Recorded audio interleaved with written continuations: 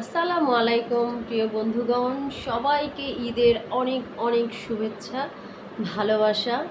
ঈদ মোবারক, ঈদ মোবারক, ঈদ মোবারক। ঈদ বয়ে আনুক অনাবিল শান্তি, সুস্থতা, সমৃদ্ধি। সুস্থতা আল্লাহ পাকের বড় নিয়ামত। কিছুদিন পূর্বে আমি কিছুটা অসুস্থ ছিলাম। মনে হচ্ছিল সম্ভবত এই ঈদুল আজহা আমার ভালো কাটবে না, আমি ভালোভাবে পরিবারের সাথে সেলিব্রেট করতে পারবো না। কিন্তু মহান রাব্বুল পাক আলামিন অনেক মহান, তার উদারতার শেষ নেই। আমরা তার প্রতি অনেক অনেক কৃতজ্ঞ। এই বছরে আবার আরেকটি ঈদ করতে পারলাম, আলহামদুলিল্লাহ আলহামদুলিল্লাহ।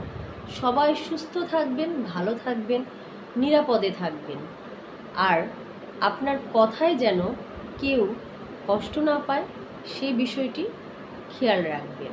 কারণ বলা যায় না এই ঈদে যাদের সঙ্গে ঈদ উদযাপন করছেন, আগামীর ঈদে আপনি থাকবেন নাকি আপনার পরিবারের আদার্স মেম্বাররা থাকবে, এটির কিন্তু কোনো গ্যারান্টি নেই।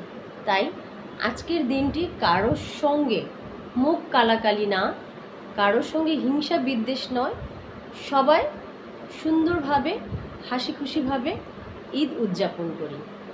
আবারও সকলকে ঈদ মোবারক, ঈদ মোবারক, ঈদ মোবারক।